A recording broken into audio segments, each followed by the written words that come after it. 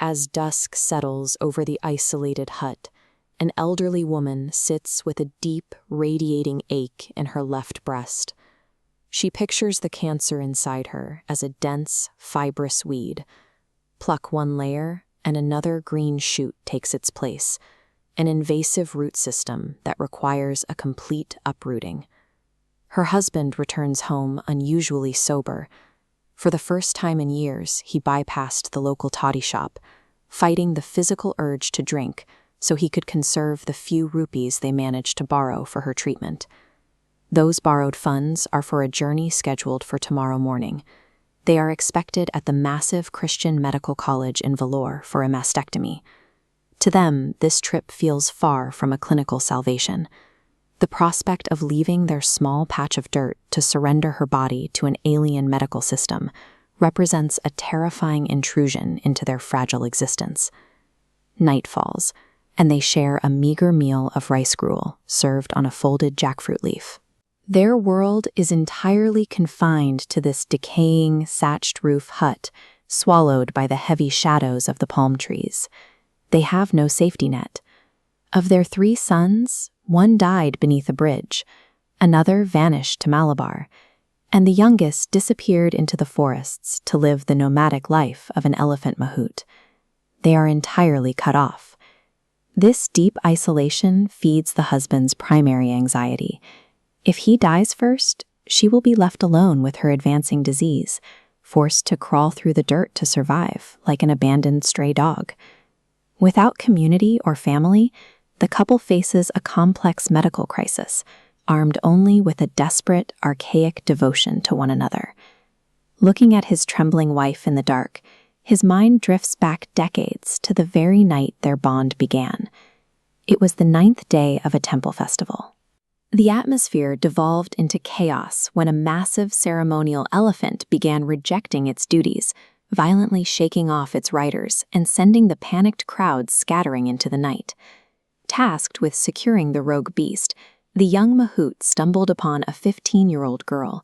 She was huddled alone near the trees, shivering from a sudden fever while her family enjoyed the festivities. In the brief flare of a matchstick, he saw her face. When morning came, he asked her family for her hand. She has remained with him ever since. Their entire life together grew from this singular dynamic. It is a marriage forged in her moment of extreme vulnerability, built on a decades-old model of absolute protection. Back in the present, he gently pulls her close as she cries.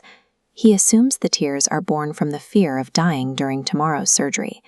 She dismisses the threat of the operation and the disease itself. Death is a simple end. Instead, she fixates on a different violation. This chart shows the hierarchy of her fears. At the base sits their crushing poverty. In the middle is the reality of her cancer. But the apex is reserved for a specific terror, opening her sanctuary to an unknown man's eyes. Her reaction reflects a lifelong commitment to physical exclusivity. For 57 years, her body has been his alone, regardless of the biological cost. To this elderly woman, the preservation of her physical exclusivity to her husband holds far more weight than survival.